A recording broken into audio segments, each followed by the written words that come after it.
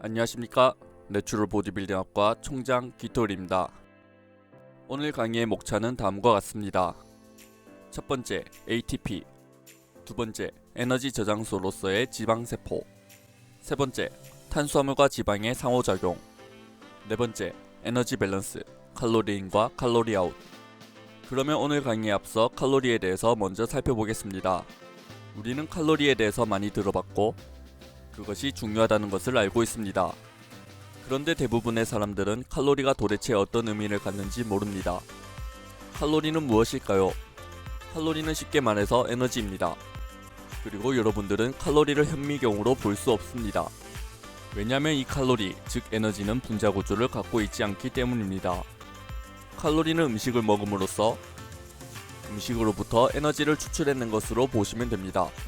칼로리 다음으로 우리가 알아야 하는 것은 ATP 시스템입니다. 우리의 몸은 유기적으로 연결되어 있으며 수만 개 혹은 수억 개의 메타볼릭 반응들이 동시다발적으로 일어납니다. 그리고 이러한 반응이 일어나는 과정 속에서 에너지가 발생할 수도, 에너지를 필요로 할 수도 있습니다. 우리 신체가 나트륨이나 칼륨을 유지할 때 에너지가 필요한 것처럼요. 하지만 이런 에너지가 실제하는 것은 또 아닙니다. 따라서 신체가 반응할 수 있도록 만들기 위해서 에너지 통화를 사용하는데 이것을 ATP라고 부릅니다. 칼로리를 소모하기 위해서 운동을 해야 해 라는 말을 많이 들어보셨을 것입니다. 그런데 왜 운동이 칼로리를 소모시키는 것일까요? 그런데 왜 운동이 에너지를 소모시키는 것일까요? 간단하게 말하자면 운동하는 것은 에너지를 필요로 하기 때문입니다. 신체가 움직이기 위해선 근육을 수축시켜야 합니다. 수축시키는 것은 액틴과 마이오신이 서로 상호작용하는 것이고 이 과정에서 ATP를 필요로 합니다. 그러니 근육을 움직이기 위해서 에너지를 소모하게 되는 것입니다. 심장박동이 일어나는 것도 근육의 수축이기에 ATP를 필요로 합니다. 신체에 있는 대부분의 세포는 ATP를 만들기도 활용할 줄 압니다. ATP에 대한 설명은 여기까지이고 두 번째 주제로 넘어가겠습니다. 에너지 저장소로서의 지방세포. 그런데 ATP가 우리가 림멜스업, 커팅을 하는 것에 어떤 관련이 있나요? ATP가 많이 저장되면서 살이 찌게 되는 것일까요? 그것은 아닙니다. 우리 신체는 우리 신체가 필요한 만큼의 ATP를 생성합니다. 에너지가 더 필요하다면 우리의 신체는 즉시 빠르게 ATP를 만들어냅니다. 우리가 ATP를 80만큼 생성했는데 에너지를 100을 쓸 수도 있기에 우리는 미래에 예상치 못한 일을 대비해 지방 조직에 ATP를 저장합니다. 지방 조직에 우리는 많은 에너지를 저장할 수 있습니다. 지방 조직은 하나의 큰 에너지 저장소라고 볼 수 있습니다. 지방 조직은 지방세포로 이루어져 있고 지방세포는 엄청난 양의 지방으로 이루어져 있습니다. 물론 우리는 에너지를 탄수화물의 글리코겐 형태로 저장할 수도 있습니다. 하지만 글리코겐은 간에 300에서 400g 정도를, 나머지 400g 정도는 골격근에 저장할 수 있습니다. 이 수치는 글리코겐을 많이 저장하는 것 같지만 딱히 그렇진 않습니다. 이는 1000g 미만의 탄수화물이며 4000칼로리 정도입니다. 반면 체지방이 15%이고 80kg인 일반인은 12kg, 12000g의 지방을 갖고 있을 것입니다. 이는 대략 94,000칼로리입니다. 만약 비만이거나 과체중인 사람은 이보다 더 많은 에너지를 저장할 수 있을 것입니다. 단백질은 탄수화물, 지방과는 달리 에너지를 저장하는 기능이 없다고 볼 수 있습니다. 단백질은 아미노산으로 이루어져 있고 우리의 신체는 아미노산으로부터 에너지를 얻는 메커니즘을 갖고 있습니다. 하지만 단백질은 지방과 탄수화물과는 다르게 에너지를 저장하는 능력이 비효율적이기에 거의 없다고 보시면 됩니다. 한 연구에서 여성들을 대상으로 유지 칼로리보다 50% 넘게 음식을 섭취하게 만들었습니다. 연구 과정에서 지방과 탄수화물이 체지방을 늘린다는 사실을 알 수 있었고 하루에 282g의 지방을 지방세포에 저장했음을 알 수 있었습니다. 그중 4g은 탄수화물로부터 나머지 278g은 지방이 든 음식을 먹음으로써 지방을 저장했다고 밝혔습니다. 역시 탄수화물 섭취는 적이 아니고 지방 섭취가 문제구나 라고 생각할 수 있습니다. 지방이 많이 든 음식을 섭취할수록 체지방이 더 쉽게 쌓이는 것은 맞지만 여러분들이 탄수화물을 얼마나 섭취하냐에 따라 달라지기도 합니다. 탄수와 지방이 ATP를 생성하는 주된 기관이기에 각각의 하나는 서로에게 영향을 미칩니다. 예를 들면 만약 여러분들이 고탄수 식단을 한다면 탄수화물로 인해 체지방이 많이 축적되진 않을 것이지만 탄수가 인슐린 분비를 늘리고 지방 분해 시스템과 지방 산화 능력을 망가뜨릴 것입니다. 세 번째, 탄수화물과 지방의 상호작용.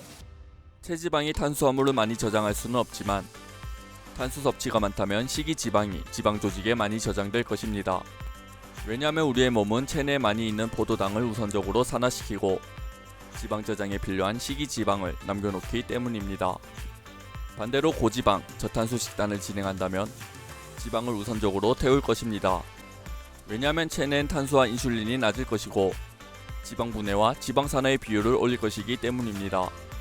키토 다이어트를 하는 사람들이 키토 다이어트를 추천하는 이유가 키토 다이어트는 끊임없이 지방을 태우기 때문입니다.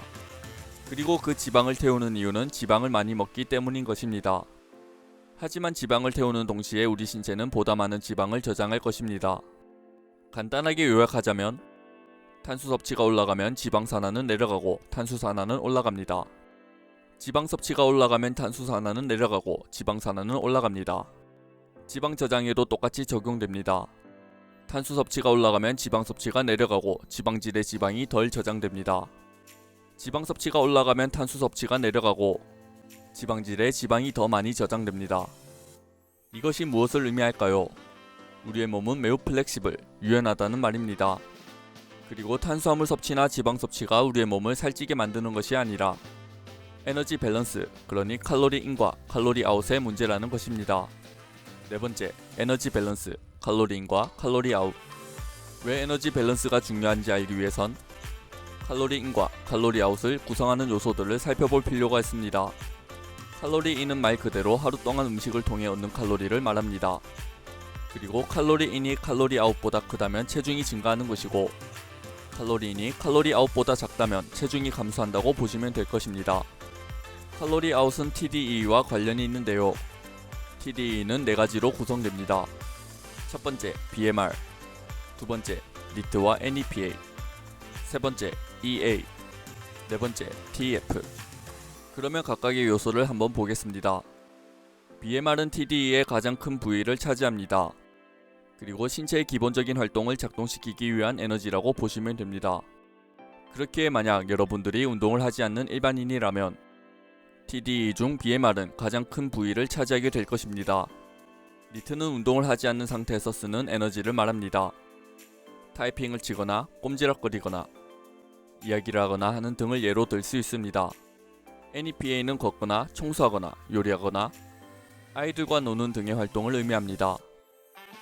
니트와 NEPA는 서로 비슷한 말이라고 생각할 수 있으나 둘의 차이는 의식을 하지 않은 상태로 움직이느냐 아니면 의식을 하고 움직이느냐의 차이입니다. TEF는 음식을 먹음으로써 에너지를 소모한다는 것입니다. 음식을 먹고 난 후에는 체내 에너지 대사율이 올라가 열이 발생합니다. 그리고 이 열을 발생하는 과정에서 에너지를 소모한다는 말입니다. TEF의 경우 고섬유질, 고단백일수록 TEF가 높아집니다. EA는 운동을 하면 소모하는 칼로리입니다. 총 운동 지속 시간과 강도에 따라 EA는 변합니다. 그러니 운동 시간이 클수록 더 많은 무게를 들수록 EA는 높아질 것입니다. 따라서 이것들을 다 합치면 TDE는 BMR 더하기 니트 더하기 EA 더하기 TF가 됩니다. 많은 보디빌더들은 칼로리 인과 칼로리 아웃을 신뢰하지 않습니다. 여기 우리 채널의 내용을 보는 사람들이나 칼로리를 맞춰 먹지.